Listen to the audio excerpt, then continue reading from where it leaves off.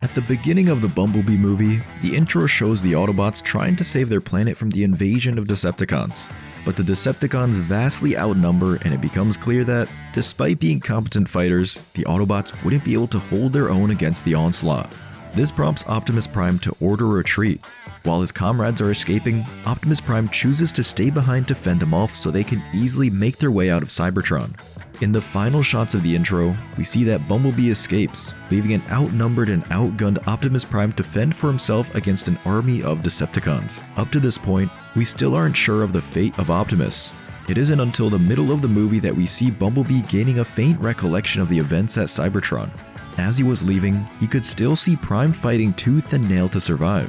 While Optimus fights valiantly, he is shot down by Ravage, which causes him to lose his weapon. But while he manages to stand up and beat Ravage, in the following shot, he appears to be surrounded by at least a dozen other Decepticons who manage to corner him. Among these Decepticons were Soundwave, Shockwave, Starscream, Shatter, Dropkick, Thundercracker, Skywarp, and several Seekers. So, the question is, how did an unarmed Optimus Prime manage to escape Cybertron when he was heavily outnumbered and had nowhere to run? But before we move on, we post videos like this every week with the occasional death battle or power ranking thrown in. If you feel like that is something you'd enjoy, then be sure to hit that subscribe button and sit back and enjoy the video. So, in the scene, Optimus Prime is disarmed, and his blaster is seen on the ground. As the camera pans out, we can clearly see that while the Decepticons are charging him, he doesn't have time to pick up the Ion Blaster. However, Optimus likely had a host of other weapons built in. Much like every other Cybertonian, he would have at least had a blaster and a blade like Bumblebee,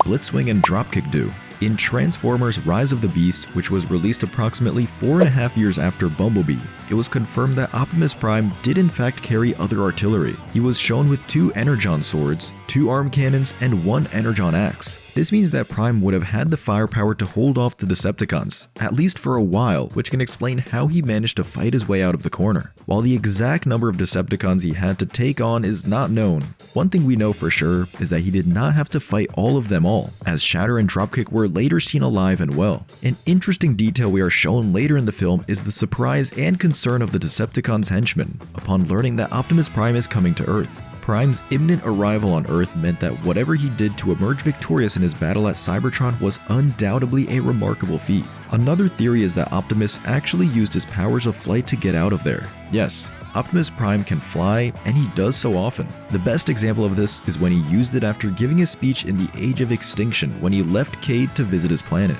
Now, with an understanding of how Prime managed to either invade or fight the Decepticons, the next question is how he managed to reach Earth. While there are several conceivable methods he could have used, the most likely answer is that he used a ship to escape. While the new rebooted continuity didn't officially show Cybertronians using ships, we are aware of their existence, thanks to a deleted scene from Transformers Rise of the Beasts. In this scene, Optimus Prime seeks out a Decepticon named Transit to commandeer his ship to lead the Autobots off Earth and back to Cybertron.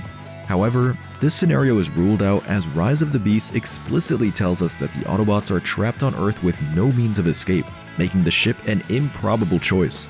The most plausible explanation for Prime's escape involves the use of an escape pod, consistent with how the Autobots evacuated Cybertron. The only known instance of escape pods on Cybertron was at the Autobot headquarters, which was, unfortunately, destroyed by Seekers. Maybe there were pods scattered around other parts of Cybertron.